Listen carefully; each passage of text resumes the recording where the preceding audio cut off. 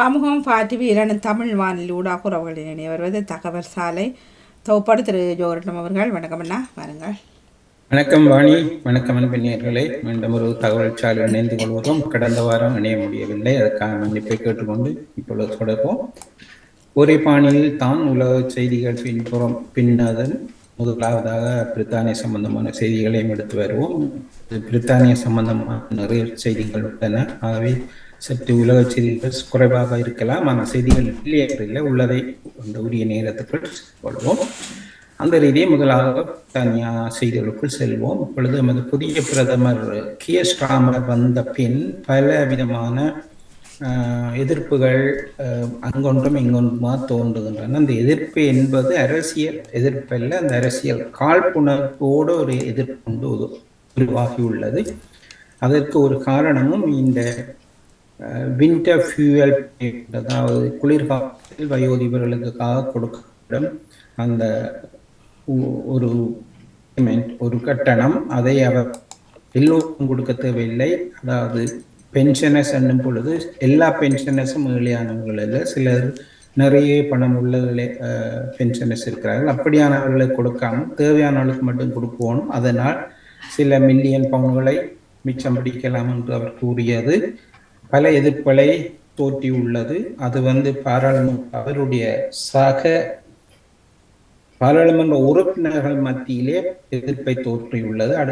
இது சம்பந்தமாக எடுத்த வாக்களிப்பின் போது கூட 50க்கு மேற்பட்ட தொழிற்கட்சி, அதாவது ஆளுங்கட்சியை சேர்ந்த பாராளுமன்ற உறுப்பினர்கள் ஒன்றில் எதிர்த்து வாக்களித்தார்கள், அல்லது வந்தால் பிரச்சனை என்று வராமல் இருந்துட்டார்கள். ஆகவே இது ஒரு முதல் சர்க்கிள் என்று எடுத்து பார்க்கலாம். முடிந்த வரை புதிய அரசாங்கத்துக்கு எல்லா விதமான எதிர்ப்புகளை எதிர்கட்சிகள், குறிப்பாக முன்னாள் கன்சர்வேட்டிவ் கட்சி கொடுத்து கொண்டே வருகிறது. காரணம், அவர்களுக்கு கடந்த 14 வருடம் ஆட்சி செய்தவர்களுக்கு கனவிலே பார்த்திருக்க மாட்டார்கள் தாங்கள் ஆட்சியிலிருந்து தூக்கி எறியப்படுவோம் என்று. ஆகவே அது அவர்களுக்கு நிறைவே. ஆகவே எண்ணத்தை செய்து இந்த அரசாங்கத்தின் மீதான குற்றச்சாட்டுகளை கொடுத்து அதன் மூலமாக மக்களுடைய கருத்துக்களை மாற்றி அடுத்த பொதுத்தேர்தல், உதாரணமாக இது ரஷ்யா அல்லது சீனா போன்ற நாடுகள் அல்ல, எப்படியும் குறிப்பிட்ட காலத்தில் தேர்தல் நடைபெற்றுத்தான் அவர்கள் தெரிவு செய்யப்படுவார்கள். ஆகவே அடுத்த 4 வருடங்களுக்குள் இவ்வளவு விதமானங்களை இந்த அரசாங்கத்தின் மீது கண்டுபிடித்து அதன் இருந்து மீண்டும் ஆட்சியை கைப்பற்ற வேண்டும் என்பது இவருடைய முக்கிய நோக்கம். ஆகவே சில கொள்கை ரீதியான விடயங்களை வைத்துக் கொண்டாலும், ஆனால் அவர்கள் இப்பொழுது எடுத்து கதைக்கும் சில விடயங்கள் சற்று கொள்கைக்கு அப்பால் பட்ட ஒன்று என்று கூட எதிர்பார்க்கலாம். பல எதிர்ப்புகள் இப்போது அவர் மீது தோன்றியுள்ளது. அதில் மிக குறைவான ஒரு என்றால் அவருடைய மனைவி வாங்கிய உடுப்பு, அதாவது ஒரு நண்பர் ஒருவர் உடுப்பு 5000 பவுண்ட் பெறுமதியான உடுப்பை கொடுத்திருந்தார் என்றும், அந்த உடுப்பு கொடுக்கப்பட்ட அதை கீப்டன் நன்கொடை என்று சொல்வது, அது பதியப்பட வேண்டும். இப்போ அது பதியப்படவில்லையா என்ற செய்தி வரமுன்னுக்கே அவர்கள் அந்த உடுப்பை டிக்ளேர் பண்ணவில்லை. அதை கொடுத்தவர் இவருடைய கட்சியை சார்ந்த இன்னொருவர். ஆகவே இவர் இந்த 5000 பவுண்ட் உடுப்பை கொடுத்தது சும்மா இல்லை, அவர் அதற்கு பிரதி உபகாரமாக ஏதாவது ஒரு பதவி எதிர்பார்க்கிறார் என்ற ஒரு கதை இப்பொழுது அவிழ்த்து விடப்பட்டு சில நாட்களாக அந்த பிரச்சனை கொண்டே இருக்கிறது. அதாவது ஆடையில் தொங்கி உள்ளது.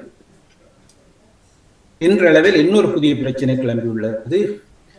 அவருடைய உதவியாளராக சூ கிரே என்ற ஒரு பெண்மணியை பற்றி நாங்கள் பல தடவை கதைத்திருந்தோம். போரிஸ் ஜான்சன் பிரதமராக இருந்த காலத்தில் இந்த கொரோனா விவகாரத்தின் போது போரிஸ் ஜான்சன் செய்த தவறுகள், பல குற்றச்சாட்டுகள் எல்லாம் விசாரணைக்கு வந்து அந்த குற்றச்சாட்டு விசாரணையுடைய விசாரணை தலைவராக இருந்த சூ கிரே என்ற பெண்மணி. ஆகவே அவர் கொடுத்த அந்த இதன்படி நிறையவே கன்சர்வேட்டிவ் கவர்மெண்ட் பல தவறுகளை செய்திருக்கிறது காட்டியிருந்தார். ஆகவே கன்சர்வேட்டிவ் கட்சிக்கு அது ஒரு கோபம் உள்ளூரை இருக்கிறதா என்னவென்றால், அதே பெண்மணியை இவர் தன்னுடைய கேபினெட், அதாவது தன்னுடைய மந்திரி சபையினுடைய முக்கிய ஒரு ஆலோசகராக நியமித்து விட்டார். இது அடுத்த ஒரு பிரச்சனை. ஆலோசகராக நியமித்தது. ஆகவே இவர்கள் வேணுமென்றே போரிஸ் ஜான்சனை கொளுத்துவதற்கு இந்த பெண்ணை பயன்படுத்தினார்கள் என்ற விதம் மாதிரி அந்த கதையை மாற்றிக்கொண்டு விட்டார்கள். அதிலும் அடுத்த இன்று விவகாரம் என்றால் அவருடைய சம்பள விவகாரம். அவருக்கு கொடுக்கப்பட்ட ஊதியம் பிரதமரை விட கூடுதலாக கொடுக்கப்பட்டு விட்டது என்று. பிரதமருக்கு 1,65,000 பவுன் கிட்டதான் சரி. ஆனால் இப்பொழுது இவருக்கு அது 1,70,000 தாண்டி உள்ளது. அதாவது ஏறக்குறைய பிரதமரை விட 3,000 பவுன்கள் கூடுதலாக அவருக்கு சம்பளம் வழங்கப்பட்டுள்ளது என்ற ஒரு குற்றச்சாட்டு வந்திருக்கிறது. இது வழங்கப்பட்டது என்றால் அந்த ஒரு கமிஷன் மாதிரி ஒரு குழு தான் இந்த ஒவ்வொருவருடைய சம்பள உயர்வை நிர்ணயிக்கிறது. ஆனால் இங்கு எதிர்கட்சிகள் இருந்து வந்தது என்னென்றால், இதே பதவியில் துணை ஜூனியராக இருப்பவர்கள் பலருக்கு 20,000 பவுன்களுக்கு அசம். அதாவது இவருக்கு 1,60,000 பவுன் கொடுக்கும் பொழுது மற்றவர்களுக்கு 1,40,000 1,30,000 சேலரி கொடுக்கிறார்களே. அவை அவர் வேணுமென்றே இப்படி செய்கிறார். எப்படி அவர் கூட கொடுக்க முடியும் என்ற இன்னொரு புது பிரச்சனை. இப்ப வாரத்துக்கு ஒரு புது பிரச்சனையை கிளப்பி கொண்டிருக்கிறார்கள். இது எதை குறிக்கிறது என்றால், அவர் எடுத்து வரும் முக்கிய பிரச்சனைகளிலிருந்து அவருடைய கவனத்தை திசை பார்க்கிறார். உதாரணமாக சென்ற வாரம் இத்தாலி சென்றிருந்தார். இத்தாலி சென்று அங்கு இத்தாலிய பிரதமர் நேரடியாக சந்தித்து இந்த அகதிகள் விவகாரத்தை எப்படி ஒரு முடிவு கொண்டு வரலாம், ஒரு கோஆபரேஷனை ஒத்துழைப்போடு என்று. அது இத்தாலி அந்த விடயத்தில் ஓரளவுக்கு வெற்றி கண்டுள்ளது. முழுக்க கூற முடியாது. உதாரணமாக இத்தாலி கூட 1,00,000க்கும் அதிகமான அகதிகள் அந்த நாட்டுக்குள் புகுந்து கொண்டிருந்தார்கள். ஆனால் அவர்கள் எடுத்த முயற்சிகள், ஒன்று அவர்களை வர முன்பே அங்கே தடுத்து வைப்பது, இரண்டாவது இந்த வருபவர்கள் எந்தெந்த நாட்டில் வருகிறார்களோ அவர்களுடைய நாட்டு அரசாங்கங்களோடு பேச்சுவார்த்தை செய்து அவர்கள் இங்கே வரவிடாமல் அவர்கள் அங்கு நிலையத்தை அமைத்து அந்த நிலையத்தில் இவர்களை இருக்க வைத்து அங்கிருந்து அதாவது அவருடைய கேஸுகளை பார்த்து அவர்களை இத்தாலிக்குள் எடுக்கலாமா இல்லையா என்று பார்க்கிற ஒரு முறை கொண்டு வரும் பொழுது 1,00,000க்கு மேல் 1,15,000 20,000 பேர் வந்த தொகை சென்ற வருடம் 45,000 குறைந்து விட்டது. ஆகவே பிரித்தானிய பிரதமருக்கு இந்த விடயத்தில் கூடுதல் காரணம். அவர் சென்று அங்கு விவாதத்தை நடத்தியுள்ளார். அதன்படி இந்த ஐரோப்பிய நாடுகளிடையே உள்ள அரசாங்கங்களிடையே ஒரு ரகசியமில்ல ஒரு ஒப்பந்தம். எப்படி என்றால், இந்த யார் இவர்களை கடத்துகிறாரோ அவர்களை பற்றிய தகவலை எடுத்து இந்த கடத்துபவர்களை முதல் பிடிப்பது, அவர்களை கடத்த விடாமல் செய்வது என்ற ஒரு முயற்சி எடுத்து வருகிறார். அது வெற்றி அளிக்குமா இல்லையா என்பது வேறொரு விடயம். இத்தாலியில் அது வெற்றி அளித்ததனால் அது பிரித்தானியாவும் அதை பின்பற்றலாம் என்பது ஒன்று. அடுத்ததாக முன்பு பழைய அரசாங்கம் வருபவர்களை ருவாண்டா என்ற ஆப்பிரிக்க நாட்டுக்கு அனுப்புவோம் என்று பெரிய ஒரு திட்டத்தை போட்டு அதை உதாரணமாக காட்டி இருந்தார்கள். ஆனால் இந்த அரசாங்கம் அந்த திட்டத்தை அப்படியே இல்லாமல் பண்ணிவிட்டது. கன்சர்வேட்டிவ் கட்சிக்கு இது கூட அவர் மீது நிறையவே கோபம். ஆகவே தங்களுடைய கோபத்தை அரசியல் ரீதியாக காட்ட முடியாட்டிலும் அங்கொன்றும் இங்கொன்றுமாக எங்கு பிள்ளைகள் வருகின்றோ அதை சுட்டி காட்டி அவருடைய பணியிலிருந்து ஆளை கவனத்தை திசை திருப்புகிறார். இன்னொரு விவகாரம், பல வருடங்களாக நாங்கள் செய்தியில் கொண்டு வந்தபடியும் இந்த ஜூனியர் டாக்டர்ஸ், அதாவது டாக்டருக்கு துணையாக இருக்கும் இளம் வைத்தியர்கள் 2 வருடத்துக்கு மேலாக வேலை செய்வதை மறுத்து ஆர்ப்பாட்டம் செய்து வேலை நிறுத்தம் செய்து கொண்டு வந்தார்கள். பல தடவை அவர்கள் வீதியில் இறங்கி ஆர்ப்பாட்டம் செய்தார்கள். இதனால் பல வைத்தியசாலைகளில் வைத்தியம் செய்ய ஆள் இல்லை, நர்ஸ்மார் இல்லை, மக்கள் நிறையவே கஷ்டப்பட்டார்கள். இப்படியான நிலை இருக்கும் பொழுது அவர்கள் சம்பள உயர்வு கேட்டிருந்தார்கள். ஆனால் பழைய அரசாங்கம் சம்பள உயர்வுக்கு ஒத்துக் கொடுக்கவில்லை. ஆனால் இவர் புதிதாக இந்த ஒரு மாதத்துக்குள் அவர்களுக்கு 22.5% சம்பளம், அடுத்த ஒவ்வொரு வருடத்திலும் சிறிதாக 22.5% சம்பளத்தை உயர்த்துவதாக ஏற்றுக்கொண்டார். அதனால் அந்த வேலை நிறுத்தம் செய்கின்ற வைத்தியர்கள் தாதிகள் அந்த வேலை நிறுத்தத்தை கைவிட்டுள்ளார்கள். ஆகவே இது அரசியல் ரீதியாக அவருக்கு ஒரு வெற்றி. இப்படியான வெற்றிகள் வரும் பொழுது அவருக்கு எதிரான பல விடயங்களை பிரச்சாரம் செய்து வருகிறார். இன்னொரு முக்கிய விவகாரம் இந்த ரயில், அதாவது ரயில்வே யூனியன்கள் தொடர்ந்து வேலை நிறுத்தம் செய்து பல வேலைக்கு செல்பவர்களுக்கு கஷ்டங்களும், பல கம்பெனிகளுக்கு ஒருவருக்கு நேரத்துக்கு போக முடியாத நிலை இருந்து இது கூட 1.5-2 வருடங்களாக தொடர்ந்து இந்த வேலை நிறுத்தங்கள் இருந்தன. ஆனால் இவர் பதவிக்கு வந்தவன் முதலாக இந்த முக்கியமான பதவியில் உள்ளவர்கள், இந்த ரயில்வே ஊழியர்கள், டிரைவர்கள், அந்த ரயில் நேற்று வேலை செய்பவர்களுக்கு, மற்ற சில ஆசிரியர்களுக்கு, போலீசாருக்கு என்று முக்கியமான இடங்களில் சம்பளங்களை உடனடியாக உயர்த்தியுள்ளார். ஆகவே எதிர்ப்புகள் அங்கே குறைந்து கொண்டு வரும்பொழுது முன்னேற அரசாங்கங்களுக்கு ஒரு பெரிய சங்கடமாக இருக்கு. நாங்கள் இத்தனை வருடம் 14 வருடம் இருந்தோம், எங்களால் செய்ய முடியாததை இவர் ஒரு 2 மாதத்தில் செய்விட்டாரே, இவரை இப்படி விட்டால் தாங்கள் இன்னும் அடுத்த வருடம் பதவிக்கு வர முடியாது என்பதை மனதில் வைத்து பல எதிர்ப்புகளை காட்டிக் கொண்டு வருகிறார்கள். இதில் எப்படி அவர் தப்பி பிழைப்பார், அதற்கு சரியான பதிலடி கொடுப்பாரா என்பது ஒன்று. அடுத்த அந்த கலவரங்கள், ஜூலை மாதம் நடந்த கலவரங்கள் பற்றி எல்லோருக்கும் தெரியும். இந்த கலவரத்தின் போது நடந்த அநியாயங்களை உடனடியாக இவர் பார்த்து கொண்டே வந்து அவளை எச்சரித்தார்.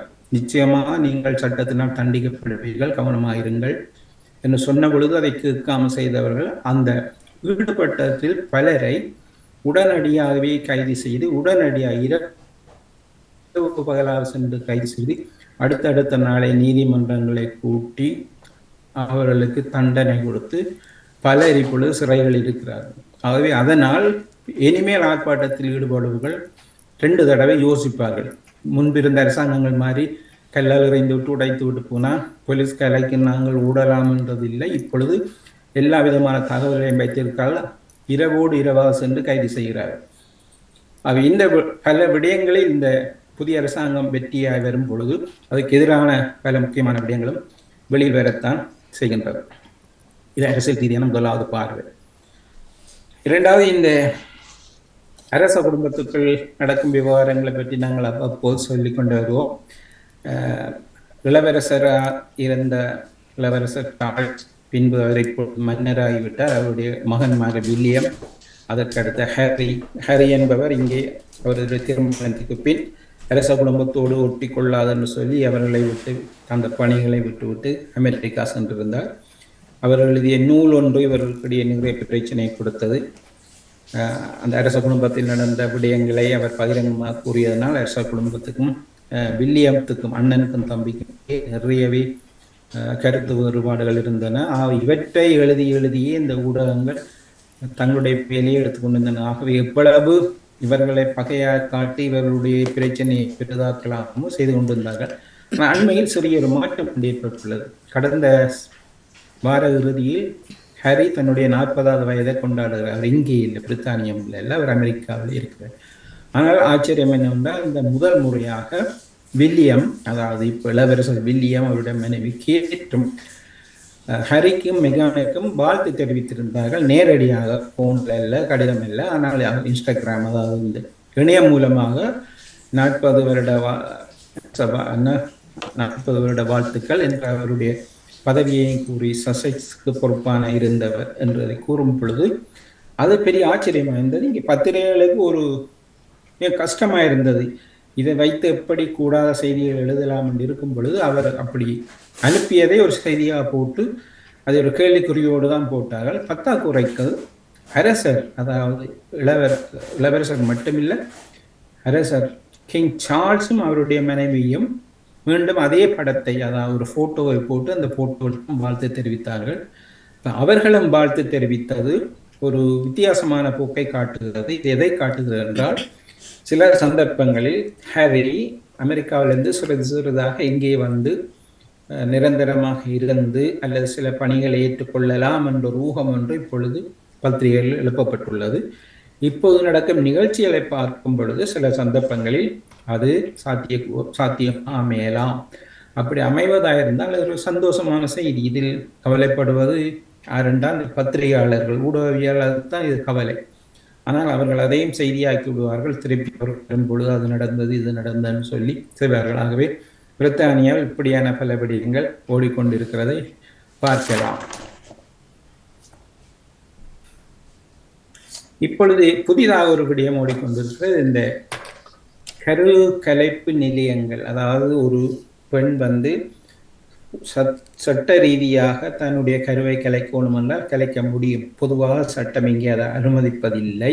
ஆனால் மருத்துவ ரீதியான ஆதாரங்களை கொண்டு அந்த கருக்கலைப்பை செய்யலாம் என்று ஒன்று இருக்கிறது. அதை செய்யும் சில நிலையங்கள், சட்ட ரீதியாக அமைக்கப்பட்ட நிலையங்கள் இருக்கின்றன. ஆனால் இப்பொழுது இங்கே ஒரு புதிய ஸ்ட்ரெண்ட், அதாவது கருக்கலைப்பு என்பது கூடாது, அது நடக்கக்கூடாது. அப்படி அந்த கருக்கலைப்பை செய்யும் அந்த நிலையங்களுக்கு எதிராக வெளியில் நின்று ஆர்ப்பாட்டம் செய்து, அந்த பெண்களுக்கு எதிராக ஆர்ப்பாட்டம் செய்து அதற்கு எதிர்கருத்தை தெரிவிக்கிறதாக ஒரு புதிய விடயம் இப்போ 2 நாளாக தோன்றியுள்ளது. அவர்கள் என்ன செய்ய போறார்கள், அந்த நிலையங்களை முன்னுக்கு நின்று சபிக்க போறார்கள். அரசாங்கம் சொல்லுகிறது, இந்த அடுத்த வாரத்திலிருந்து அந்த நிலையங்களிலிருந்து 150 யார்ட் தூரத்துக்கு அப்பால் தான் நீங்க இருந்து எதையாவது செய்யலாம். அந்த 150 யார்ட் தூரத்துக்குள் வந்தால் நீங்கள் கைது செய்யப்படுவீர்கள் என்று. இது இப்பொழுது புதிய சிக்கலை உருவாக்குறது. இது இன்று சுட சுட வந்த செய்தி. 2 நாளில் இந்த சபம் செய்பவர்கள், அவர் சொல்றார், சபம் செய்வது எங்களுடைய உரிமை, சமய சுதந்திரம், கருத்து சுதந்திரம், அதுக்கு அவர்கள் உங்களை சபம் சொல்ல வேண்டாம்னு சொல்லவில்லை. நீங்க சொல்றேன்னா தூரத்தில் நின்று சொல்லுங்கள். அந்த மக்களை, அதாவது அங்கே சென்று வைத்தியம் பெறுபவர்கள், இந்த சிகிச்சை பெறுபவர்களுக்கு எதிராக நின்று அவர்களுடைய தனிப்பு காரணமாக கருக்கலைப்பு செய்பவர்கள் எல்லோரும் சொல்லி செய்வதில்லை. பல காரணங்கள் இருக்கலாம். சில பாடசாலை மாணவிகள் தப்பு தண்டா, வேறு சிலரால் பாலியல் ரீதியாக பிரச்சனைகளுக்கு உருவாகி கருத்தரிக்கலாம். ஆகவே அந்த 14-15 வயசு பிள்ளைகளை எல்லாம் கருத்தரிப்பதை, அதை கருவை கலைக்காவிட்டால் இப்படியே பாடசாலை மாணவர்கள் எல்லாம் பிள்ளை பெற்றுக்கொண்டே இருப்பார்கள். ஆகவே இப்படி பல கேள்விகள் இருக்கின்றன. ஆனால் சமய ரீதியாக இல்லை, அது கூடாது என்று சொல்பவர்களும் இருக்கிறார்கள். இது எங்கே இருந்து வருகிறது என்றால் அமெரிக்காவில் இருந்து வருகிறது. அமெரிக்காவில் அங்கே உள்ள ஜனாதிபதி தேர்தல் இது ஒரு முக்கிய விவகாரம். இந்த கருத்தரிப்பை செய்யக்கூடாது, இறைவனுக்கு எதிரான ஒரு கருத்தை டொனால்ட் ட்ரம்ப் போன்ற ரிப்பப்ளிக்கன் கட்சி ஒரு முக்கிய விடயமாக எடுத்து அங்கே தங்களுடைய முக்கியமான மாநிலங்களில் எல்லாம் அதை நீதிமன்றங்கள் மூலம் சட்டம் விரோதம் என்று தடை கொண்டு வந்து பெண்கள் வீதியில் இறங்கி ஆர்ப்பாட்டத்தில் கொண்டிருக்கிறார்கள். இப்பொழுது அங்கே நடைபெறப் போகும், அமெரிக்கா நடைபெறப் போகும் இந்த நவம்பர் மாதம் 5ஆம் தேதி நடக்க போகும் ஜனாதிபதி தேர்தலில் இந்த விவகாரம் கூட மிக முக்கியமானது. அதில் கமலா ஹாரிஸ், அதாவது டெமோக்ராட் கட்சி சார்பில் கமலா ஹாரிஸ் 100% இந்த கருத்தரிப்பு செய்பவர்களுக்கு ஆதரவு தெரிவிக்கிறார். அதாவது ஒரு பெண் தன்னுடைய உடலில் என்ன செய்வோம் என்று பெண்ணுக்கு தான் அதிகாரம் இருக்கிறது ஒழிய போலீஸுக்கோ அரசாங்கத்துக்கோ அல்ல என்று. இந்த கருத்தில் ஆதரிப்பினால் அங்கே அவருக்கு ஆதரிப்பு கூடிக்கொண்டு போகின்றது. அங்கே ஆதரிப்பு கூடிக்கொண்டு போவதனால் எதிர்ப்பையும் அங்கு உருவாக்குகிறாள். ஆனால் இப்பொழுது திடீரென்று பிரித்தானியாவில் அது ஒரு விடயமாக உருவாக்கப்படுகிறது. உண்மையில் இது வேணுமென்றே அங்கிருந்து இறக்குமதி செய்யப்பட்ட ஒரு கருத்து என்று ஒரு கருத்து உருவாகிறது. ஏனென்றால் பிரித்தானியாவில் அது பெரிய ஒரு விவகாரமாக இதுவரை கணிக்கப்படாத ஒன்று இப்பொழுது அது ஒரு பிரச்சனையாக புதிதாக கொண்டு வரப்படுகிறது. ஆகவே இது இன்னொரு சிக்கலை பிரித்தானியாவுக்கு கொண்டு வர இருக்கிறது. அடுத்து இங்கே நடந்த சில நல்ல சம்பவங்கள், சுவையான சம்பவங்களையும் பார்க்கலாம். ஒன்று, இந்த ரயில்வே ஸ்டேஷனில் போகும்பொழுது எல்லோரும் பார்ப்போம், ஸ்பர்களில் அட்வர்டைஸ்மெண்ட் எல்லாம் போட்டிருப்பார்கள். ஆனால் சிலதை பலர் அவதானிப்பார்கள், சிலரை அவதானிக்காமலே போவார்கள். அந்த ரீதியில் இங்கே 40 வருடமாக சரிங் கிராஸ் அந்த நிலையத்தில் ஒரு ஒரு விளம்பரம் கொண்டிருந்தது. யாரும் அதை கவனிக்கவில்லை, துப்புரவாக்கவும் இல்லை, கிழித்தெறியவும் இல்லை. இந்த வாரம் ஒரு முக்கியமான ஒரு பத்திரிகை சம்பந்தமான ஒருவர் செல்லும் பொழுது அவருடைய கவனத்தை கவர்ந்தது. இன்று அவருடைய படங்கள் எல்லாம் பத்திரிகைகள் வந்திருக்கிறது.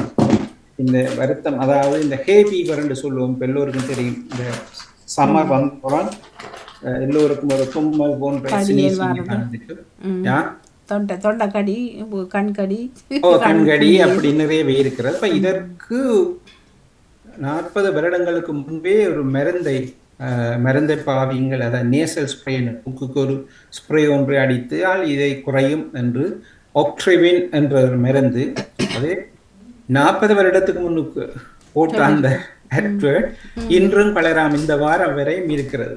இதை மெட்ரோ பத்திரிகையாளர் அதை கண்டுபிடித்து படம் எடுத்து உரிமைகளோடு இதை பற்றி கேட்ட பொழுது அவர்கள் தங்களை கைகளை முக்கியமானது வெஸ்ட் மினிஸ்டர் கவுன்சில், அதாவது லண்டனுக்குள் இருப்பதனால் வெஸ்ட் மினிஸ்டர் அந்த கவுன்சில் தான் அதுக்கு பொறுப்பு. எங்கெங்கெல்லாம் விளம்பரத்தை ஒழுங்கு செய்யக்கூடாது, எங்கே அபராதம் விதிக்கிறதெல்லாம் அவர்களெல்லாம் பொறுப்பு.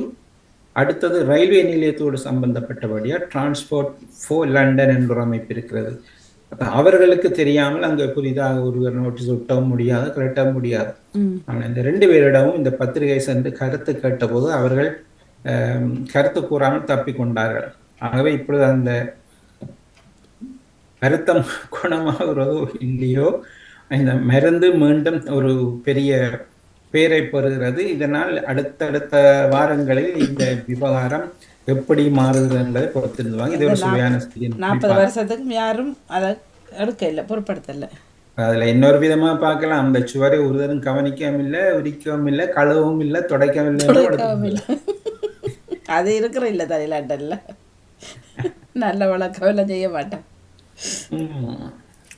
அதே போன்று அரசியல் கட்சிகளில் லிபரல் டெமோக்ராட் என்ற கட்சி வளர்ச்சி ஒரு உன்னத நிலைக்கு வந்திருப்பதை நாம் காணலாம். கடந்த ஜூலை மாதம் நடைபெற்ற தேர்தலில் இதற்கு முன் வெறும் 9 பேர் மட்டுமே பாராளுமன்ற உறுப்பினர்களாக தெரிவு செய்யப்பட்டிருந்தார்கள். ஆனால் இந்த கடந்த பொது தேர்தலில் அவர்கள் 72 இடங்களை பெறும் அளவுக்கு முன்னேறி இருக்கிறார். ஆகவே இந்த கட்சியினுடைய பலம் சற்று வளர்ந்து வந்ததும் அவருடைய கொள்கைகள் கூட நல்லது. அதாவது NHS தேசிய சுகாதார சேவையில் அதுக்கான பல விடயங்களை முன்வைத்து வந்தார்கள். மற்ற சுற்றுப்புறச் சூழல், இந்த கடல் ஏரிகளில் எல்லாம் இந்த கழிவுகளை கொட்டுபவர்களை முக்கியமாக அடையாளம் கண்டு அவர்கள் மீது நடவடிக்கை எடுக்கணும் என்று அவர்கள் தொடர்ந்து குரல் கொடுத்து கொண்டு வந்தார்கள். அதனால் பல நிறுவனங்கள் இந்த கழிவு நீர்களை கடலுக்குள் ஆற்றுக்குள் வீசும் அந்த நிறுவனங்களுக்கு பல லட்சக்கணக்கான பவுன்கள் அபராதம் விதிக்கப்பட்டும் இருந்தது. அவர்கள் தொடர்ந்து அந்த கருத்தை கூறிக்கொண்டு வரும் பொழுது அவர்களுக்கான ஆதரவு கிடைத்ததனால் அவர்கள் 70க்கும் மேற்பட்ட இடங்களை பாராளுமன்றத்தில் பெறக்கூடிய இந்த வாரம் கடந்த வார இறுதியில் அவருடைய மகாநாடு, ஒவ்வொரு கட்சிக்கும் ஒரு மகாநாடு நடைபெறும் இந்த மாதங்கள், செப்டம்பர் மாதங்களில் அவருடைய மகாநாடு நடந்த பொழுது அது கூட ஒரு வித்தியாசமாக நடந்ததை கவனிக்கலாம். பொதுவாக மாநாடு என்றால் அங்கே பேச்சுக்கள், உரைகள், பேட்டிகள் அப்படி என்று போகும். ஆனால் இவர்களுடையது பேச்சுக்கள், உரைகளை விட இன்னொன்று விளையாட்டு. அவர்கள் எல்லோரும் கேம் விளையாடுற, டென்னிஸ் விளையாடுற, டென்னிஸ், கிரிக்கெட் விளையாடுற, கிரிக்கெட் என்று மற்றது டான்ஸ், ஆட்டம் பாட்டம் என்று அதுவும் ஒரு செஷனாக இருந்தது. இது ஒரு வித்தியாசமாக இருந்தது. அவர்கள் கூறுகிறார்கள், நாங்கள் சந்தோஷமாயே நிகழ்ச்சியை நடத்துகிறோம் என்று. ஆகவே இந்த மற்றது இந்த செய்திக்காக கூறுகிறேன். இதே போன்று இந்த கட்சியினுடைய உப தலைவராக இருக்கும் கூப்பர் என்ற பெண்மணி, லிபரல் டெமோக்ராட் கட்சியினுடைய உதவி தலைவராக இருக்கும் கூப்பர் என்ற பெண்மணி முக்கியமான ஒரு விடயத்தை தெரிவித்திருந்தார். இது முக்கியமான விடயம் என்ற, அவருக்கு கோஹன்ஸ் டிசீஸ் என்ற ஒரு பயங்கரமான நோய் இருந்தது.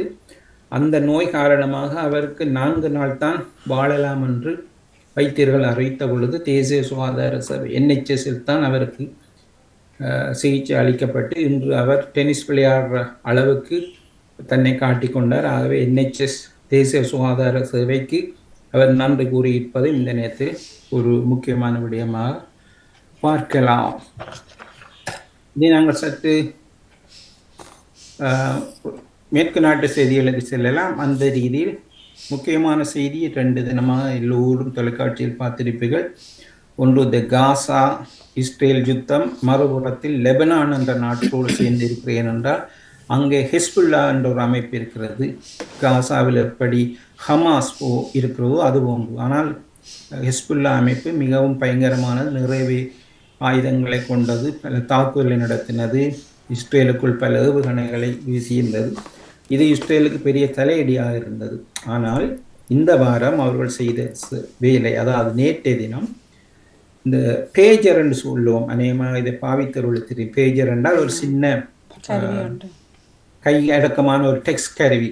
நாங்கள் டெக்ஸ்ட் மூலம்தான் செய்திகளை அனுப்பலாம். உதாரணமாக இந்த வைத்தியசாலைகளுக்கு சென்று பாருங்கள், டாக்டர்மார், நர்ஸ்மார் எல்லாம் இந்த பேஜரை சைட்டில் கொழுவி இருப்பார்கள். அதாவது ஒரு கருத்து தேவையென்றா அந்த டாக்டர் இன்னொரு டாக்டருக்கு அழிச்சு சொல்றார், இதுக்கு என்ன செய்யலாம், அவர் பார்த்து சொல்லுவார். அல்லது இங்கே இப்படியான ஒரு நோயாளி வந்திருக்கிறார், இவரை வந்து பார்ப்பீங்களாண்டா அவர் பேஜரில் அறிவிப்பார், இத்தனை மணிக்கு நான் வாரேன். இப்படி செய்தி பரிமாற்றம் செய்து கொண்டிருப்பார்கள். அது பேஜரினுடைய நன்மை. ஆனால் இங்கே நடந்த விபரீதம் என்னவென்றால், லெபனானில் இந்த ஹிஸ்புல்லா உறுப்பினர்களும் அவர்களோடு சம்பந்தப்பட்டவர்களும் இந்த பேஜர்களை தான் பாவித்து கொண்டு வந்தார்கள்.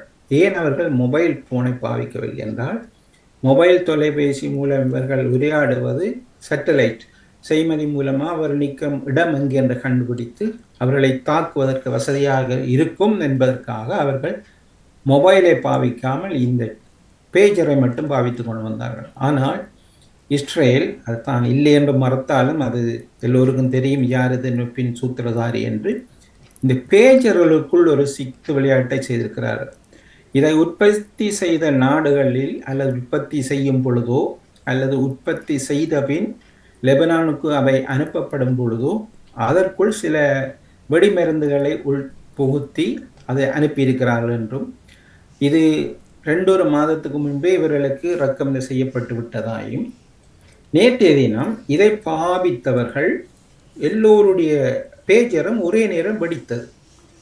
சிலர் தங்களுடைய பொக்கெட்டில் வைத்திருக்கும் பொழுது வெடித்தது, சிலர் கையில் வைத்துக்கொண்டு கடைக்குள் போகும்பொழுது வெடித்தது, வைத்தியசாலையில் உள்ள வெடித்தது. இப்படி பலரில் ஏறக்குறைய 12-13 பேர் வரை கொல்லப்பட்டுள்ளார்கள். 2000க்கும் மேற்பட்டவர்கள் காயப்பட்டு வைத்தியசாலையில் இருக்கிறார்கள். இதை பார்த்தவர்கள் பலருக்கு தெரியும். ஆகவே இது எப்படி வெடித்தது என்பவர்கள் 5000 வரையான பேஜர் ஒரே நேரம் வெடிக்கிறது யாரோ வேணுமென்றே செய்திருக்கிறார்கள். அப்படி செய்ய வேண்டியது யார் என்றால் அது நிச்சயமாக இஸ்ரேலாக தான் இருக்கும். ஆனால் இன்று அவர்கள் கூறிய ஒரு கருத்திலிருந்து அது ஊர்ஜிதமாகிறது. நேற்றைய தினம் பேஜர் வெடித்தது. இன்றைக்கு அவர்கள் பாவிக்கும் ஓக்கி டோக்கி மூலமாக தொலைத்தொடர்பு செய்வதாரணமாக உங்களுக்கு தெரியும். இந்த போரின் போது முக்கியமான இலங்கையை பொறுத்தவரை விடுதலை புலிகளின் போரின் போது தங்களுடைய போராளிகளோடு ஓக்கி டோக்கி மூலம்தான் உரையாடுவார்கள். அப்படித்தான் ஹிஸ்புல்லாவும் உரையாடி கொண்டிருந்தது. இன்று அவர்கள் பாவித்து அந்த ஓக்கி டோக்கிகள் வெடித்தன.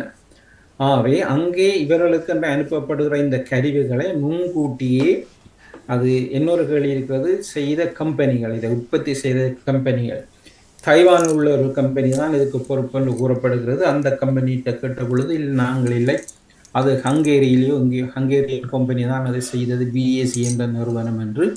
இப்பொழுது அவர்களுக்கிடையே ஒரு பிரச்சனை உருவாகி உள்ளது, யார் இதை செய்தார்கள் என்று.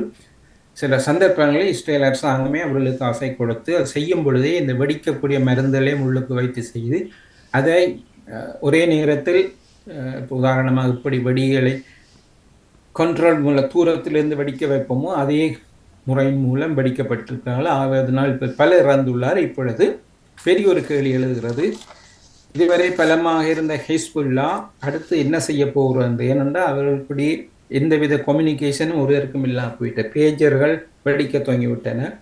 அடுத்து அவர்கள் உரையாடிய ஓக்கி டோக்கி வெடித்தன. ஆகவே அவர்கள் யாரோடு எப்போடு எதை கலைப்பார்கள், இந்த நிலையை பயன்படுத்தி இஸ்ரேல் அவர்களை தாக்க இருக்கிறது என்று அவர்கள் கூறினார்கள். அடுத்த கட்டம் எங்களுடைய வேறு விதமான தாக்குதலாகத்தான் இருக்கும் என்று. ஆகவே அவர்கள் தான் இதை செய்திருக்கிறார்கள் என்று ஓரளவுக்கு எல்லாரும் ஊகிக்க முடியும். நிச்சயமாக கூற முடியாட்டாலும் ஊகிக்க முடிகிறது. ஆகவே இந்த இஸ்ரேல் யுத்தமானது, இஸ்ரேலுக்கு காசா பிரச்சனையாவது இப்போதைக்கு தீரும் என்று யாரையும் எதிர்பார்க்க முடியாது. நாங்கள் அறிய எத்தனை மாதங்களாக இந்த விருது பேச்சுவார்த்தை, இந்த விருது சமாதானம் என்று சொல்லப்பட்டாலும் இஸ்ரேலை பொறுத்தவரை அந்த சமாதானம் பெறுவதை விடாத காரணம் என்றால், அதை போரை நடத்தும் பிரதமர் போர் முடிந்த அடுத்த நாளே பதவியிலிருந்து தூக்கு எறியப்பட்டு அவர் மீதான விளக்குகள் வெளியே வந்துவிடும். ஆகவே இந்த போரை தொடர்ந்து செய்வோம் என்பதும். மற்றது முன்னாள் இஸ்ரேலிய பிரதமர் என்று ஒரு கருத்தை கூறியிருந்தார். இந்த பேஜர்கள் வெடித்ததில் 13 பேர் 15 பேர் வரை கொல்லப்பட்டும் 2000க்கும் மேற்பட்டவர்கள் காயப்பட்டதுக்கும் அவர் கூறியது இதெல்லாம் ஒரு பெரிய விஷயம் இல்லை, அதெல்லாம் ஒரு சின்ன விஷயம் என்று கூறும் பொழுது அவர்களே இதை செய்திருக்கிறார்கள் என்பது ஒரு உறுதியாக கொண்டிருக்கிறது. இது இந்த இஸ்ரேல் பாலஸ்தீன சம்பந்தமான செய்திகள். அடுத்து அமெரிக்காவுக்கு ஒரு மீண்டும் செல்வோம். எல்லோருக்கும் தெரியும் அமெரிக்காவில் இப்பொழுது நடந்து கொண்டிருக்கிறது என்றும், எதிர்வரும் நவம்பர் மாதம் நடைபெறப் போகும் ஜனாதிபதி தேர்தல் ஒரு முக்கியமானது. முன்னாள் ஜனாதிபதி டொனால்ட் ட்ரம்பா அல்லது இப்பொழுது அவருக்கு எதிராக இருக்கும் கமலா ஹாரிஸா வெல்வார்கள் என்ற ஒரு கேள்வி இருக்கிறது. அண்மை காலமாக கமலா ஹாரிஸ் புள்ளி அடிப்படையில் சற்று முன்னோக்கி மேலே சென்று கொண்டிருந்தார். ஆனால் இப்பொழுது என்ன நடக்கிறது என்றால், இந்த டொனால்ட் ட்ரம்ப், என்னுடைய ஒரு தனிப்பட்ட கருத்து, பல யுக்திகளை கையாளுகிறார். ஒன்று, அவர் மீது கொலை முயற்சி நடைபெற்று அந்த கொலை செய்யப்பட்டவர் 2 மாதங்களுக்கு முன்பு சுட்டுக் கொல்லப்பட்டார் என்ற ஒரு செய்தி. அது செய்தி. ஆனால் அது அவர் வந்தவர் யார், அவரை சுட்டுக் கொல்லாமலே பிடித்திருந்தால் உண்மை தெரிந்திருக்கலாம், ஆனால் அவரை கொண்டு விட்டார்கள் என்பதன் பொழுது ஒரு சந்தேகம் எழுகிறது. அப்பொழுது அவர் மீது அனுதாபம் கூடி சில புள்ளிகள் இந்த அபிப்பிராய வாக்கெடுப்பில் சில புள்ளிகள் உயர்ந்திருந்தன. ஆனால் கடந்த ஞாயிற்றுக்கிழமை இன்னொன்று நடந்திருக்கிறது. 58 வயதுடைய ஒருவர், டொனால்ட் ட்ரம்ப் அவர்கள் அவருடைய தனிப்பட்ட ஒரு வீடு அல்லது கோல்ஃப் விளையாடுற இடம் இருக்கிறது. அந்த இடத்தில் அவர் விளையாடும் பொழுது அவரை சுடுவதற்காக ஒருவர் காவல் இருந்தார் என்றும், அந்த பட்டைகளுக்கு மத்தியில் துப்பாக்கி நீட்டப்பட்ட பொழுது அதை யாரோ கண்டுபிடித்து அறிவித்த பொழுது அவரை அங்கே சென்று பிடித்தார்கள் என்றும், அதில் பல கருத்துக்கள் இருக்கணும். ஒன்று, அவர் ஓடினார் என்றும், ஓடும் பொழுது பிடித்தார்கள் என்றும். ஆனால் அவர்கள் எடுத்த படத்தை பார்க்கும் பொழுது அவர் ஓடவில்லை, மற்ற அவர் சுடவும் இல்லை. துப்பாக்கியை வைத்திருந்திருக்கலாம் இவர்கள் சொல்லும் போல். அவர் ஓடவில்லை. அவரை கையொத்தும் பொழுது கையொத்தி அவர்கள் போட்டு இந்த டிஷர்ட்டால் முகத்தை மூடினவையை இலகுவாக கைது செய்தார்கள். பின்பு அவர்களை கொண்டு வந்த பொழுது அவர் வந்து ஒரு இடதுசாரி என்றும், யுக்ரைனுக்கு ஆதரவான போர் ஆதரவு என்றும், அவர் மீது ஏற்கனவே 20 குற்றச்சாட்டுகள் இருக்கிற என்றும் கூறப்படுகிறது.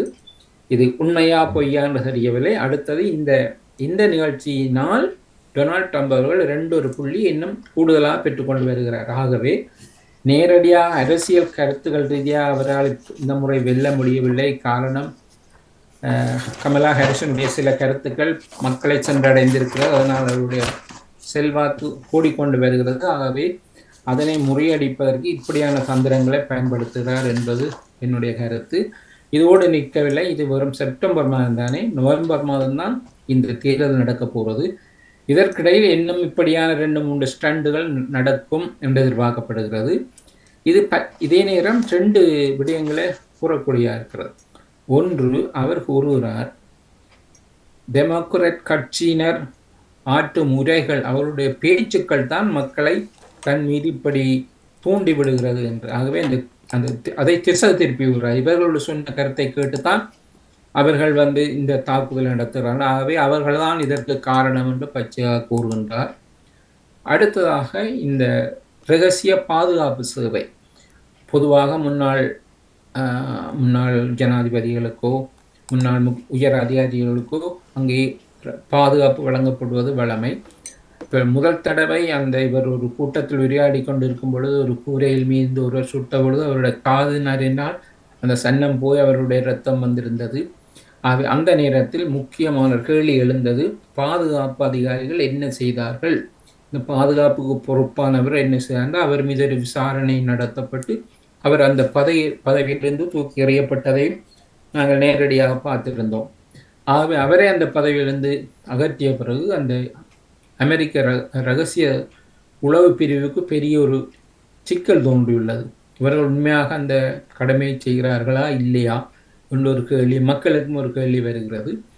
அதே நேரம், இல்லை, நாங்கள் கவனமாகத்தான் இருக்கிறோம், இங்கே இந்த முறை அவரை பிடித்து விட்டோம் என்று அவர்கள் சொல்லும் அளவுக்கு தங்கள் வீரத்தையும் காட்டுகிறார்கள். மற்றும் மறுபுறம் பார்க்கும் பொழுது இப்பொழுது ஆட்சியில் உள்ள, அதாவது பைடனுடைய அரசாங்கத்தில் இப்படியான பாதுகாப்புகள் சரியாக இல்லை என்று அவர் கூறுவது ஒன்று. ஆகவே பலவிதமான தந்திரங்கள் இப்பொழுது கையாளப்படுகிறது. அடுத்தடுத்த நாட்களில், அடுத்தடுத்த வாரங்களில் அமெரிக்காவில் என்ன நடக்கும் என்று கூறுவதற்கில்லை. அங்கு உள்ள அரசியல் நிலை பற்றி எல்லோருக்கும் தெரியும். அடுத்த நமது அருகில் உள்ள பிரான்ஸ் பக்கம் வருவோம். பிரான்சிலும் பிரச்சனைக்கு நிறைய குறைவே இல்லை, அந்த அளவுக்கு பிரச்சனை இருக்கிறது. ஒன்று அரசியல் பிரச்சனை, மற்றது தனிப்பட்ட பிரச்சனை. அங்கே புதிதாக பிரதமராக மிஷேல் பார்னியர் என்பவர் தெரிவு செய்யப்பட்டார். ஆனால் அவருடைய தெரிவின் கீழ் அவர் பிரதமராக இருக்கும் பொழுது மற்ற கட்சிகள் அவருக்கு பிரதமராக இருப்பதற்கு சம்மதமில்லாத நிலை காணப்படுகிறது.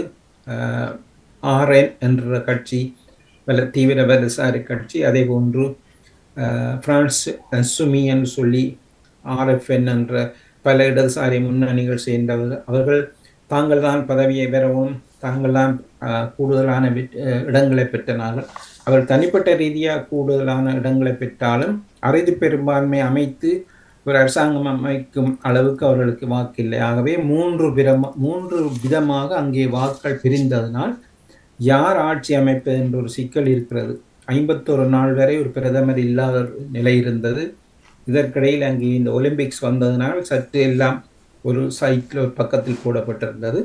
ஆனால் ஒலிம்பிக்ஸ் எல்லாம் முடிந்து விட்டது. இப்பொழுது மிசேல் பானியே என்பவர், அவரது வலதுசாரி அரசாங்கம், அவர் ஐரோப்பிய ஒன்றியத்தினுடைய முக்கிய பல பதவிகளை வகுத்தவர், எல்லோரும் தெரியும். இந்த பிரெக்சிட் விவகாரத்தின் போது முக்கிய பேச்சுவார்த்தைகள் நடத்துவதாக இருந்தவர். ஆகவே கொஞ்சம் ஆளுமை மிக்கவர். ஆனால் இப்பொழுது அவர் இந்த அரசாங்கத்தை அமைக்க வேண்டும் என்னும் பொழுது அரசாங்கத்தில் யாரை அமைப்பது என்ற ஒரு கேள்வி எழுதுகிறது. ஏனென்றால் தீவிர வலதுசாரியும் எதிர்க்கிறது, தீவிர இடதுசாரிகளும் எதிர்க்கிறார்கள், நடுநிலையில் நிற்பவர்கள் அங்கோ இங்கு ஒன்று இருக்கிறார்கள். இப்போ இந்த நாங்கள் கதைத்து கொண்டு இருக்கிற நேரம் வரை இன்னும் அரசாங்கம் அமைக்கப்படவில்லை. இந்த வாரம் அமைக்கப்படும் என்று சென்ற வாரம் கூறப்பட்டது.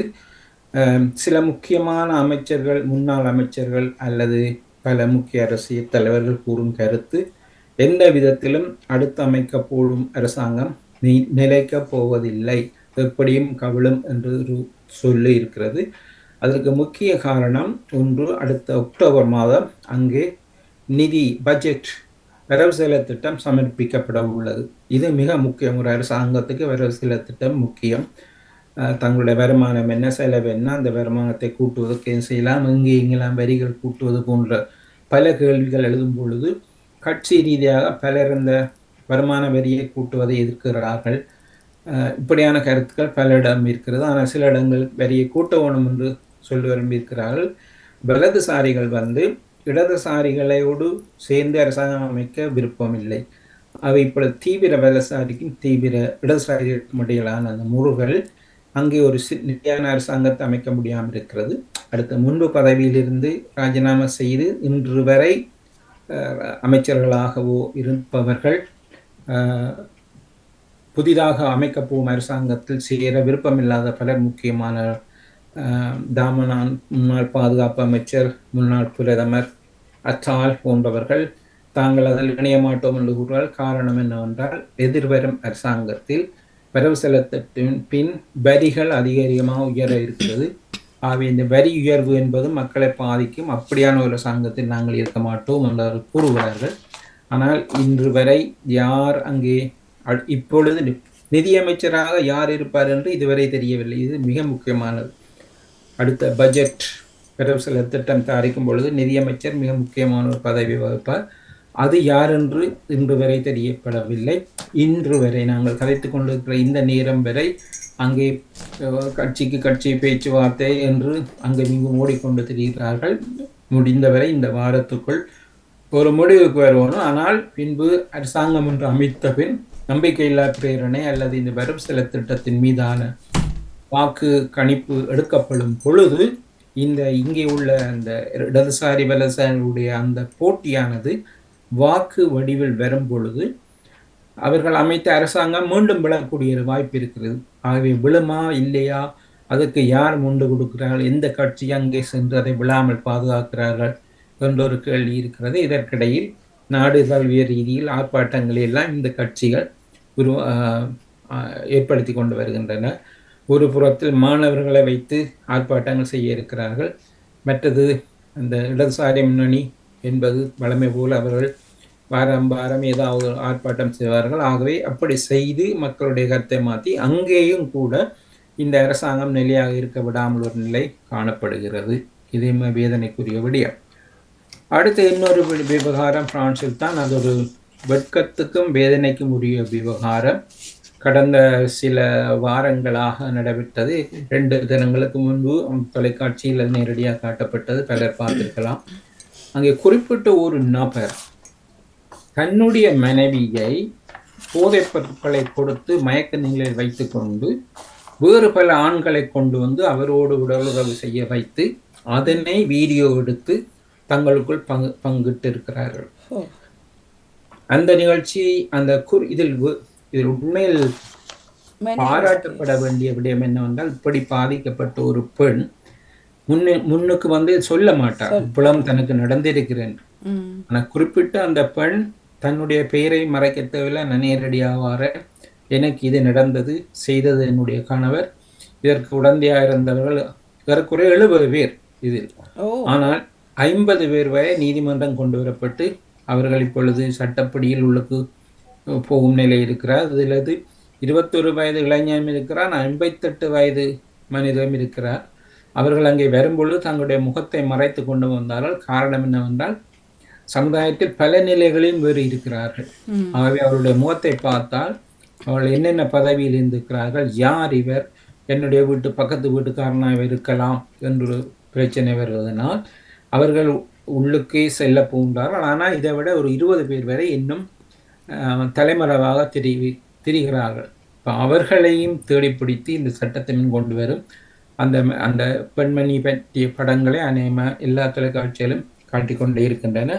உண்மையில் அது கவலைக்குரிய விடயம். ஆனால் அந்த விவகாரம் வெளியே கொண்டு வரப்பட்ட பொழுது இது ஒட்டுமொத்தமாக நாட்டுக்கு ஒரு அவமானம் என்று கூடி கூறலாம் என்ற இந்த செய்திகளை பல நாடுகள் பெரிய விடயமாக உதாரணமாக பிரித்தானியாவை எடுத்துக்கொண்டால் அங்கே என்னென்ன ஊத்தை நடக்குமோ அதுதான் இங்கே முதல் செய்தியாக வரும்.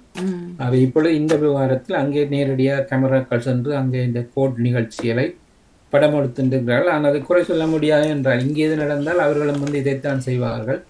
ஆகவே இது பழமையாக நடக்கும் ஒன்றுதான். கணவருக்கு தான் கொடுக்கணும் தண்டனை, விளங்கவில்லை. கணவருக்கு கொடுக்கணும் தண்டனை. நிச்சயமா நிச்சயம் இதுல இந்த தப்ப மாட்டால். மற்றது அவர் அந்த குற்றத்துக்கு உடந்தையா இருந்தவர் நேற்றைய தினம் நேரடியா அவன் சொல்லிவிட்டார், நான் தான் இதுக்கெல்லாம் பொறுப்பு, இதை யாரும் மன்னிக்க முடியாது, என்னுடைய தவறு, ஐ ஆம் எ ரேபிஸ்ட், நான் ஒரு பாலியல் வல்லுறவுக்காரன் என்று கூறியிருக்கிறார். இவர் இப்படி கூறும் பொழுது அங்கே வந்து போனவர்கள் எதையும் சொல்லி தப்ப முடியாது. அவர் தான் சொல்ல போறேன், நான் தான் கூப்பிட்டேன், இவர் தான் வந்தவை என்று. அவர்களை கூப்பிட்டு அவரை போதையில் வைத்து செய்தது மட்டும் அதை வீடியோ எடுத்து ரசித்திருக்கிறார் பொழுது என்ன தண்டனை கொடுக்க போகிறாள், அங்கதான் மரண தண்டனை என்பது இல்லை. ஆனாலும் மிஞ்சி போனாலும் அவருக்கும் இது 58-60 வயது. ஆகவே அவர் எவ்வளவு காலம் உள்ளுக்கு இருந்து எவ்வளவு காலம் இருக்க போறார் என்பது இன்னொரு கேள்வி. இப்படியான இந்த செய்திகளோடு நாம் நிகழ்ச்சியை முடிய கொண்டதெல்லாம் உங்கள் பக்கம் ஏதாவது இந்த கதையோட அடிபடுது. அந்த இப்போ யூரோப்புக்கு போகிற நேரம் ஏர்போர்ட்டில் 3 விஷயங்கள், ஃபிங்கர் பிரிண்ட், ஃபோட்டோ எடுக்கிறது, அப்படி கதை. அது நல்ல நல்ல நல்ல வேளை நீங்கள் அந்த கேள்வியை ஞாபகப்படுத்தியது. எப்படி என்றால் இப்போ பிரித்தானியாவில் அந்த புதிய ஒரு நடைமுறை வருகின்றது. அந்த புதிய நடைமுறைக்கு காரணம் இந்த பிரெக்சிட் தான். பிரெக்சிட் என்ற ஒரு பிரச்சனை வந்த பொழுது அவர்கள் கூறிவிட்டால் குறிப்பிட்ட ஒரு காலத்துக்கு பிறகு நீங்கள், அதாவது பிரித்தானியர்கள், நீங்கள் 3ஆம் நாட்டுக்காரர் தான். அதாவது நீங்கள் ஐரோப்பாவில் இருந்தாலும் உங்களை நாங்கள் ஐரோப்பியர் என்று பார்க்க மாட்டோம். 3ஆம் இலங்கை, இந்தியா, பாகிஸ்தான் தான் உங்களை பார்ப்போம். அப்படி நீங்கள் வருவதா இருந்தால் உங்களுக்கு, நீங்கள் ஐரோப்பாவில் இருப்பதனால் உங்கள் பற்றிய தகவல்களை முன்கூட்டியே அறிவிக்க வேண்டும். எப்படி என்றால் அவருடைய புகைப்படங்கள், அவருடைய கைவிரல் அடையாளங்கள், அவர்களை பற்றிய செய்திகள் எல்லாம் முன்கூட்டியே ஒரு அப்ளிகேஷன். இப்ப அது நடைமுறையில் வருகிறது இ விசா என்று, எலக்ட்ரானிக் விசா. இதுவரை நாங்கள் வெறும் பாஸ்போர்ட்டை அல்லது கையில் உள்ள பிஆர்பி கார்டை தான் காட்டி கொண்டிருப்போம். இந்த வருட முடிவு 31/12/2020 நினைக்கிறேன் இல்லையா, மாதத்தில் இருந்தா இது நவம்பர் மாதத்துலயா? இல்ல உண்மையின்படி 31/12 பிறகு அந்த கார்டு பாவிக்க முடியாது. நவம்பர் மாதத்திலேயே இந்த சட்டம் வருகிறது. நவம்பரில் செல்லும் பொழுது நீங்கள் உண்மையில் அங்கவே பாஸ்போர்ட்டை காட்டி அப்பதான் கையடையாளம் செய்திருந்தால் உங்களுடைய பிரயாணம் அவ்வளவுதான். எல்லாரையும் மறைத்து வைத்துட்டு நீங்க அங்கேயே நாள் கணக்காக இருக்க வேணும். ஆகவே முன்கூட்டியே இப்பொழுது அது கஷ்டமான விடயம் இல்லை. அந்த அப்ளிகேஷனை ஆன்லைனில் செய்யும் பொழுது உங்களுடைய கையடையாளம் பதிவிக்கப்படும், உங்களுடைய போட்டோ அங்கே பதிவிக்கப்படும். ஆகவே நீங்கள் அங்கே போகும் பொழுது உங்களுடைய சகல விவரமும் அந்த ஒரு பாஸ்போர்ட்டுக்குள்ளே வந்துவிடும். ஆன்லைன்ல செய்யலாம். செய்தால் போகும் பொழுது தடை இல்லை.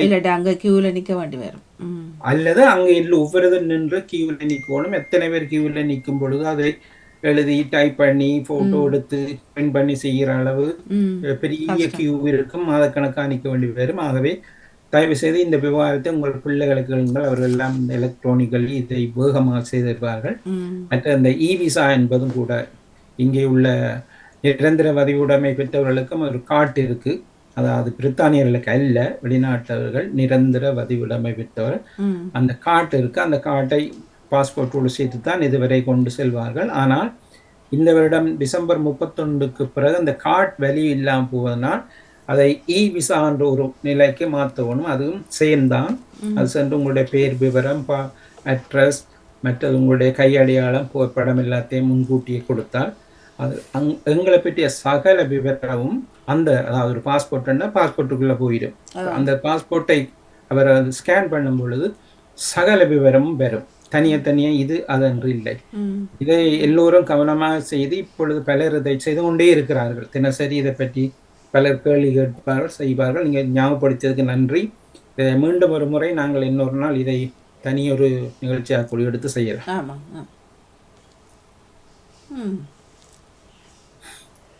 யாரும் இருவரை பெறுவதாக இல்லை மக்களை காண. ஓகே, அவர்கள் அப்படியே இருக்கட்டும். நாங்கள் சொன்னது அவர்கள் செவிகள் சேர்ந்தால் நன்றாயிருக்கும். சேரும் கேட்டு படுத்திருப்பாரு யூரோப்பில். ஏடா இது முக்கியமான விஷயங்கள் தானே. கேட்டிருந்தார் இந்த விசா 10 பவுண்ட்ஸ் அப்படி கட்டுறதா என்னது? அந்த ஒரு சின்ன இந்த அப்ளிகேஷன் நீங்க அது எப்படி என்றால், இந்த ஐரோப்பாவிலிருந்து நீங்கள் போகும் பொழுது உங்களுக்கு அந்த நான் சொன்ன முதல் விசா அந்த நவம்பர் மாதம் நீங்கள் விசா செய்யணும் என்று, அதற்கு 7 பவுன் 50 இது 10 பவுனுக்குள்ளே தான் அந்த தொகை பெறுகிறது. அது ஒவ்வொரு தடவை இது பிள்ளையான ஒரு கருத்தொண்டு ஆகுறது. ஒவ்வொரு தடவையும் 7.50 அல்ல, 6 மாதத்துக்கு ஒரு முறை எடுத்தால் உங்களுக்கு அது 3 வருடத்துக்கு அது வெளியிடா இருக்கும். 3 வருடத்துக்கு 3 வருடம் வரை அந்த இது இருக்கும். அவை ஒவ்வொரு வருஷம் நீங்க திருப்பி 7 பவுன் கொடுக்க தேவையில்லை. ஒரு முறை உங்களுடைய விவரங்கள் அங்கே பதிவு செய்யப்பட்டால் பின்பு அதை திருப்பி நீங்க செய்ய தேவையில்லை. எல்லாம் காசு பணம் தான், சும்மா உள்ளது காசு. இதுவே சும்மா ஃப்ரீயா இருந்தது, அதான் காசு. அது செய்த அநியாயமா தான். ஒண்ணும் கேட்கல, நீங்களா கேட்டீங்களா? அப்ப நில்லுங்க கியூல காசை கட்டிட்டு வாங்க கொண்டுட்டாங்க. இப்பொழுது நாங்கள் போகும் பொழுது சில வேளைங்களுக்கு ஒரு சிரிப்பும் பெறும். ஏர்போர்ட்லயோ அல்லது நாங்களே மண்ணை கொட்டின வேலை.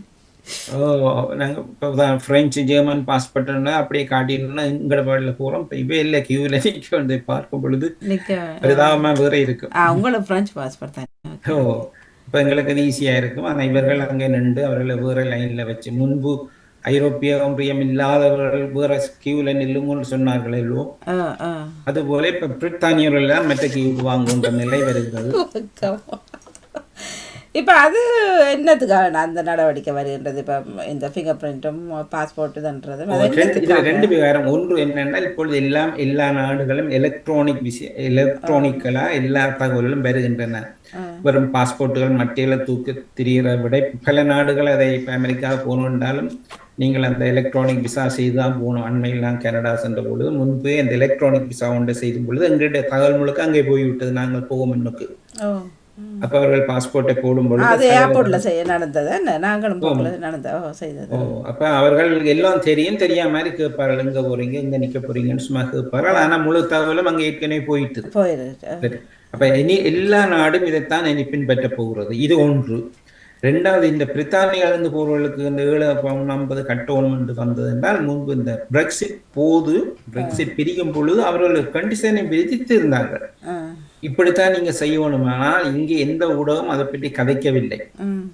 அதை கதைத்தால் வில்லங்க தெரியாம விட்டு விட்டார்கள். ஆனா இந்த செய்தி இப்பொழுதுதான் எல்லாருக்கும் தெரிய வருவதனால் அந்த இது இன்று நேற்று கொண்டு வந்ததிலே இந்த பிரெக்சிட் பிரியும் பொழுதே அவர்கள் சொன்ன அந்த விதிமுறையில் இதுவும் ஒன்று. அது வெளியே சொல்லப்படாதபடியால் புதிய செய்தியாக தெரியும். இப்ப டிசம்பர்ல இருந்தான் இது. நவம்பர் ஒரு தேதி, சரியான தேதியை உடனடியாக தெரியவில்லை. ஆனால் அவர்கள் கொஞ்சம் விட்டு கொண்டிருப்பார்கள். கொஞ்ச காலம் பிப்ரவரி ஜனவரியிலும் ஒரு சில நாட்கள் கொடுத்திருக்கிறார்கள், அதுக்குள்ளே முடிக்க வேணும் என்று. இது இப்போது முடிகிற விடயம் அல்ல. அது இப்ப யூரோப்புக்கு போறவர்கள் தானே இப்ப போறவர்கள் தான். மற்றவர்கள் வீட்டை இருக்கிறவர்களுக்கு எல்லாம் தேவையில்லை தானே. சிலர் அந்த இன்டெஃபினிட் லீவ், அதாவது நிரந்தர வதிவுடைமை பெறாதவர்கள் எல்லாம் பிரயாணம் செய்வது சரியான கஷ்டம். ஆனா இப்ப இதுல என்ன ஃபிங்கர் பிரிண்ட் செய்யறது ஆன்லைன்ல என்ன செய்யறது? அதுக்கு நீங்கள் முதல் உங்களுடைய, நான் நினைக்கிறேன் அதை நான் என்ன செய்து பார்க்கவில்லை, ஃபிங்கர் பிரிண்ட் எடுக்கிறதுக்கு அதில் வரும் என்ன ஒரு அப்ளிகேஷன்லேயே வரும் ஃபிங்கர் பிரிண்ட். மற்றது உங்களுடைய கண் ஐலிட் இருக்கு இல்லையா, ம் ம் இப்பொழுது இந்த ஃபிங்கர் பிரிண்ட் பதிலாக கண் உங்களை அந்த கேமராக்கு முன்னுக்கு எடுக்கும்போது உங்களோட கண் மணியே அது படம் எடுத்து விடும். ஆ இப்ப நீங்கள் ஏர்போர்ட்ல போய் எல்லாம் பாருங்களேன், அந்த ஒரு குறிப்பிட்டதுக்கு நேரா நிக்கணும், நிற்கும் பொழுது உங்களோட கண்ணை படம் எடுக்குது. ஆ ஆ அப்ப கண்ணை ஏமாற்ற முடியாது. யாரும் சொன்ன மாதிரி ஒரு பாட்டுல வர மாதிரி கண்ணை ஏமாற்ற கண்ணே முடியாது. மாத்தாது. இல்லை அது இப்போ அங்கே சரி, இப்போ நாங்கள் வீட்டில் இருந்து ஆன்லைனில் செய்யக்கல ஓ ஒன்றும் இதெல்லாம் பண்ண முடியாதானே. இல்ல செய்யலாம். இப்போ இப்ப ஃபோட்டோ நாங்கள் உங்களை கொடுக்கும் பொழுது உங்களுடைய பாஸ்போர்ட் நீங்க உங்களோட படம் எடுக்க போறீங்க, அதாவது உங்களை நீங்களே உங்களுடைய கேமராவால் படம் எடுத்து அந்த படத்தை அங்க டவுன்லோட் பண்ண போறீங்க. பண்ணப்போம். ஓகே அப்லோட் பண்ண பொழுது உங்களோட அந்த அப்ளிகேஷனுக்குள்ள அந்த படமும் சேர்ந்து போகிறது. சரி போகுது. Okay okay. அப்ப அதெல்லாம் சொன்னேன், இந்த கண் அடையாளம் இருக்கிறது தானே, ஓ ஓ அது இருக்கும். ஆகவே அடுத்த முறை போகும்பொழுது ஸ்கேன் பண்ணும் பொழுது அது சரியா காட்டி விடும். மறுபடியும் கட்டாயம் விரல் தொட்டு தான் வைக்கணும் இல்லை.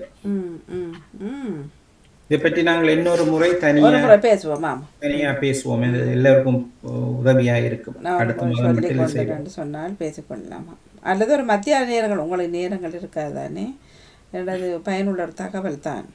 பார்ப்போம், ஒரு நாள் அது எப்படி என்றால் ஒரு மணித்தியாதி அதுக்காக ஒதுக்கி செய்வோம். ஓகே மத்தியானம் காலை நேரம் பண்ண ஓகே இருக்கும். ஓகே அண்ணா, நன்றி நன்றி நன்றி வணக்கம். நன்றி வணக்கம். நன்றி வணக்கம். நிறைவுக்கு வருகின்றது தகவல் சாலை தொகுப்படுத்தல் ஜோகட்டம் அவர்கள் இணைந்திருந்தார்கள். நன்றி வணக்கம்.